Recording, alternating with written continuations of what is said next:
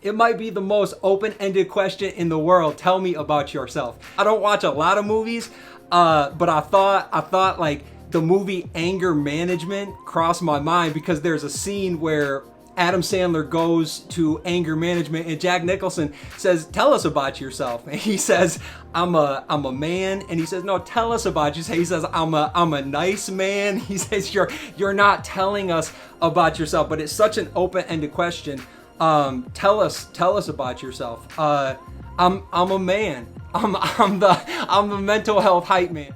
Mental health is foundational. And when people recognize and embrace that reality, that their mental health is something that can support them achieving their goals, support them finding quality in their life, then I believe we'll be motivated to take care of our mental health, to prioritize and follow through on taking care of our mental health. And so as the mental health hype man, I'm out here trying to communicate the value of mental health. It's something that can be spotlighted. It's something that can be championed. It's something that people can embrace. And when I say embrace, I mean find value in.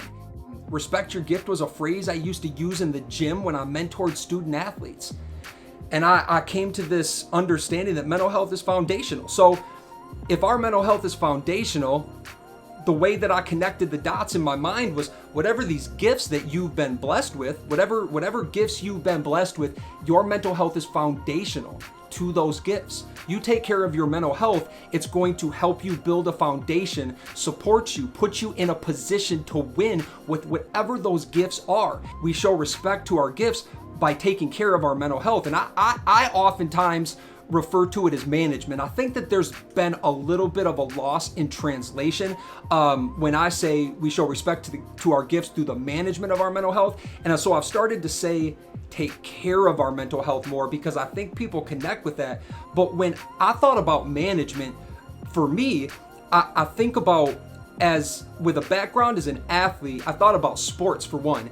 In baseball, the head coach is referred to as the manager. In baseball and in softball, the head coach is referred to as the manager. The manager's job is to lead their team to victory. In my opinion, management is about victory. You put it in a business context. In business, the goal is to be profitable. Businesses have managers. The manager's job is to delegate responsibilities, to put employees in a position to win so that the company is profitable, so that the company wins. And so, in my opinion, management is about winning. And when I think about managing our mental health, I think about winning with our mental health. And so I oftentimes ask myself, what's the alternative? Don't get it twisted. I'm not a positive person all the time. That's not realistic. And I would never want to be defined as the Pollyanna dude. I'm a hopeful and optimistic guy, but I'm not Pollyanna. For 25 years, it's felt like every success led to a dead end and every challenge to another challenge. That's the opposite of Pollyanna. Now you just sound pessimistic, right? In some ways, I can absolutely identify successes that I've had in life, but I can also look at those successes and say they didn't really go anywhere. It feels like the challenges led to another challenge, but the success was kind of like and just stopped. So I'm not overly optimistic. I'm not pessimistic. I try to be realistic and I try to keep things hopeful and ask myself, what's the alternative? Because you know that if you arrive to a hopeless place, that's gonna feel more like a jab to the gut than any amount of appendicitis. It's crushing. Hopelessness is crushing. It's a very dark place to be. So I always try to find the silver lining, to keep the glass half full. And that doesn't mean that I don't have days where I just feel like I want it all to stop. It's a bad day. That happens to everybody. I'm not a walking social media highlight. You know what I'm saying? Like everybody, it's like, yo, here are all the wins. Check them out. Like, nah, man, I've had plenty of losses in my life. My dad uses the phrase, break the odds. Break the odds. Break the odds. My dad has always been about strategy, formulating a plan. Let's acknowledge the circumstances for what they are, and then let's create a plan to do something about them. I'm all about the fact that as a society, we have arrived to a place where more and more people are comfortable talking about their circumstances. That's great. I think that discussion is a form of action. I would also say to those people, and then what? Because eventually we're just going to create a safe space, but it's a space. It's like putting ourselves in a box. We're stuck in a box. There's a ceiling. The good news is it's a glass ceiling. And then what? So what are you going to do about it? You've got these circumstances, and then what? And I don't say it to be thick-skinned, even though life has created some thick skin, and so there's part of me that may come across as a little bit abrasive. So be it. But and then what?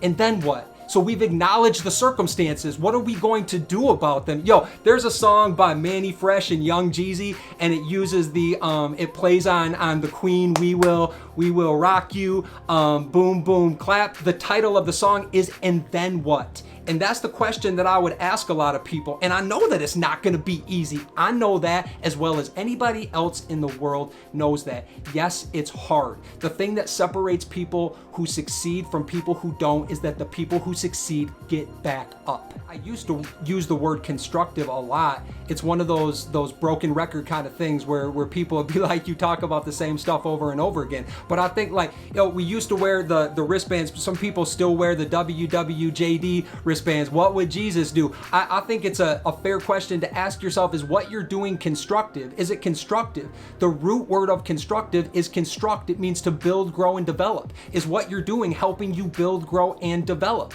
If it's not, then that's a moment of self-reflection where you may need to redirect and make some adjustments. Why? Because adjustments are part of every process. Listen, man, I could sit here and connect the dots all day long, but it's really just chatter.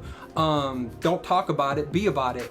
And then what, right? The conversation is a part of it. Don't get it twisted. Conversation is a part of it, but then we got to take it a step further. Yo, leap of faith in Indiana Jones and The Last Crusade. My man has to walk. He can't see it. He can't see it. He can't see the path. He just has to trust that it's there. And he has to step out over that gap.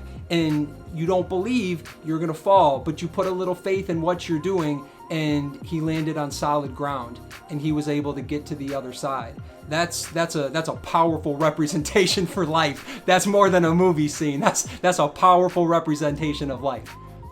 I know creativity is something that I've found as a way to channel my energy, the good and the bad energy. I also think that can be a constructive process that gives us confidence, that helps us build some momentum. That's big time, because we start to believe in ourselves. So much of what we do in the world today is extrinsic. We look for confidence extrinsically, approval from other people. What about what's going on intrinsically? Do you genuinely believe in yourself, in your abilities?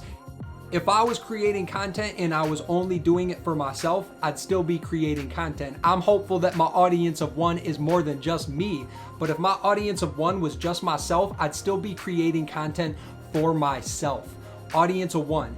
People may find that discouraging, because it's like, yo, that's just one, especially if you're the one. But audience of one, if the world isn't ready for my message now, then I'm gonna put all of this on whoever's platform will hold it, and it'll sit there waiting for the world when it is ready. Maybe it's 10 years, maybe it's 20, maybe it's 50 or 100, that this message and this content will have an impact on somebody eventually. I may not be here when it does, and it may only be an audience of one. And until then, that audience of one may just be myself, but that's enough to keep me going.